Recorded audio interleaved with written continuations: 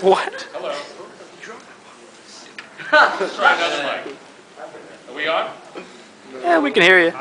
There we go. So 25 years ago. Yeah. It's really a great pleasure for me to be here, to be greeted by my platoon of Ghostbusters. Some of whom traveled all the way from Texas and from Salt Lake City and God knows where else. I really appreciate that you guys got out here. And I really appreciate all of you who come here sort of watch this 25th anniversary of the BluRay edition that we're going to screen here on the screen. Yeah.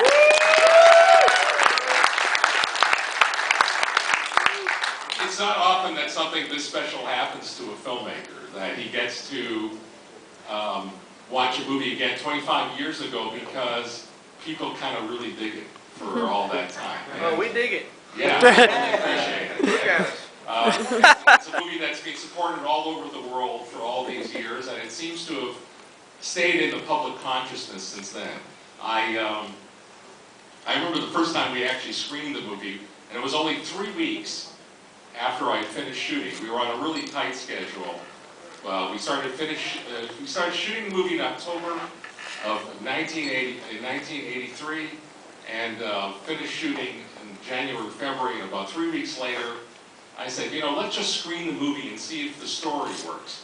Now, we had absolutely no special effects. There was one, because the Marshmallow Man for most of the movie was just a guy in a rubber suit. What we did have is that wonderful first close-up of the head bobbing behind the New York skyline and the chimney stuff and all there. And that was really the only shot that we had. When the guys shot the proton packs, nothing came out. And we had certain kind of blue screen shots that were going to get finished later on where you can actually see crew members in the side of the frame.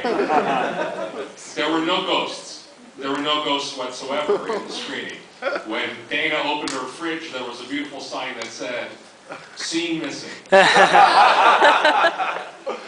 the way, that sign came up about 20 times during the screening. And let me tell you, that screening was as good as any screening that we ever had of Ghostbusters.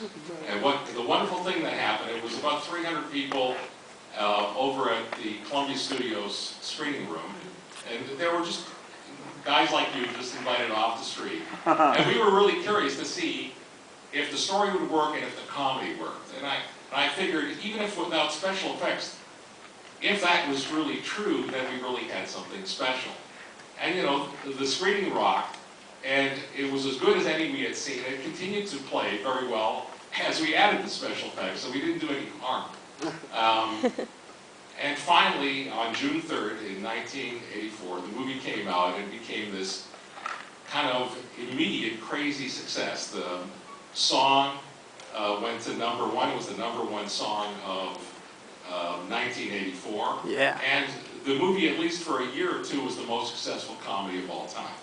I feel very lucky that I got to work with the talent that I did. And frankly, Bill Murray is really one of the greatest comedians in at least contemporary history that I know of. I think he's done amazing work. I've been fortunate enough to work with him 5 times so far in movies. I hope to work with him again, perhaps even in Ghostbusters 3. Woo!